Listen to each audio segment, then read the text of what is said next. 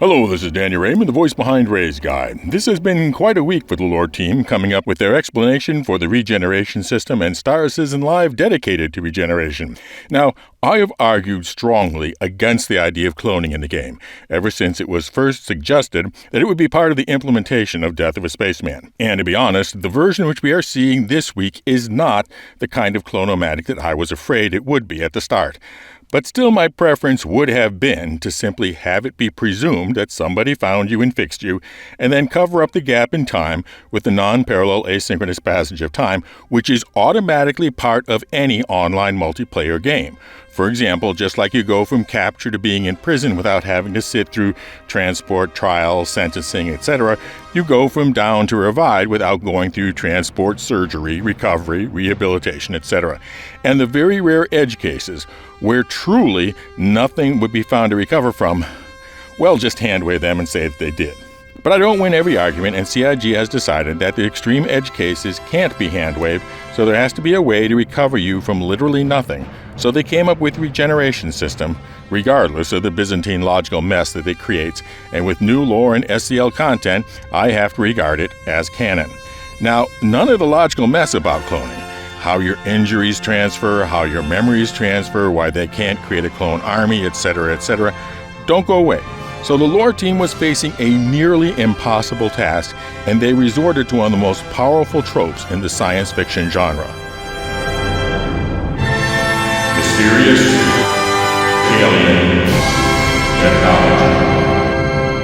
Humans somehow find a thing that somehow has just the exact capabilities that are impossible to explain, yet the story needs to have happen. And I don't blame the lore team for resorting to the trope.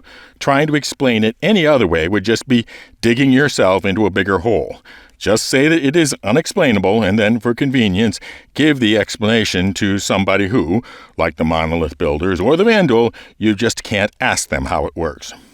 Also, to reiterate, I still think, as I said in a recent video, that there needs to be a way to wait for the NPC or PC rescue without having to spend a long time staring at a gray screen. Otherwise, players will be doing regen not out of necessity, but out of boredom, which will result in pushing CIG to increase the regen limit before wipe, which will result in it being too routine. It also means that if everybody is taking the regen path out of boredom, that fewer SNR missions will be generated, and I want SNR gameplay to be plentiful. But accepting that this regen mechanic is now part of the lore canon, I think that what the lore team should do is to lean into it.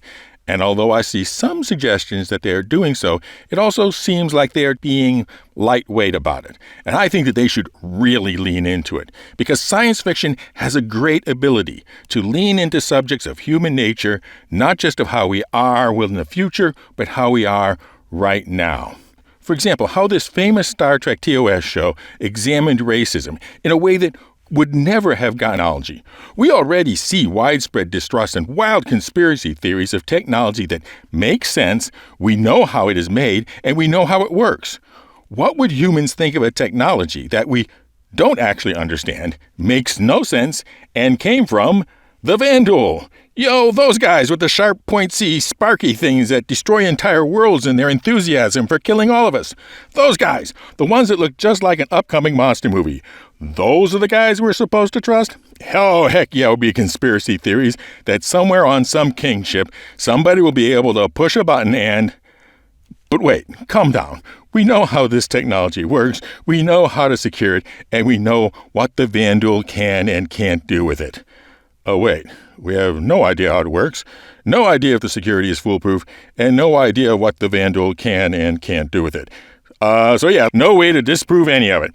And whether or not to trust aliens is a standard theme in science fiction, has been from the start. Mr. Chambers, don't get on that ship. The rest of the book, To Serve Man, it's a cookbook.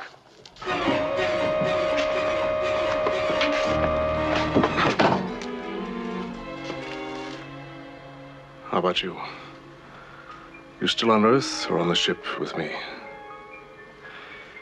Really doesn't make very much difference, because sooner or later, we'll all of us be on the menu. all of Following this. on from that, if there is widespread distrust of the Regenerator technology, wouldn't there also be widespread distrust of the Regen characters? After all, if you've been hearing all over cable news that at any moment they might, are you going to invite them over to dinner? Likely not. So there will be another thing to lean on as an issue of interest in lore: discrimination. Would the UEE need to step in with anti-discrimination laws about regens? Would they work? A rich area. But not as rich an area as the theological implications. For 3,000 years in the verse, the fundamental definitive proof of divinity for this guy was coming back from the dead. And now, suddenly, anybody can do it? And they can do it because of these guys? Death suddenly isn't supposed to be death anymore, but your data just doesn't pass the ECC checksum calculation?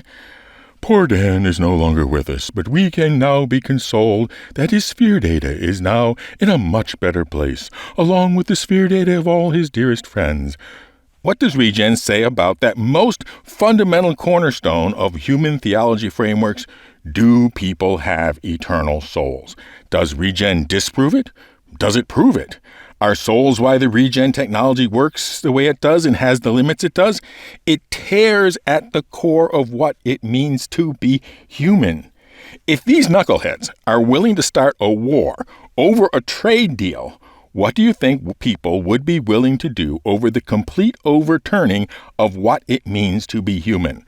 Particularly with the source of the power over life or death, the power of the gods, is suddenly these guys. Ooh, let me get some popcorn. This could get really interesting. So, lore teams, role players, machinima makers, fan fiction writers, we're stuck with this strange resurrection through regeneration by secret alien tech trope. So let's have fun with it. Really dig into it. Completely lean into it.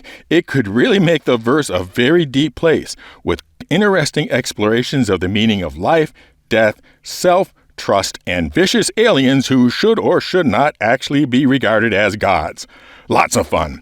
Fly safe, keep it real, and I'll see you in the verse. This is Danny Raymond for Ray's Guide.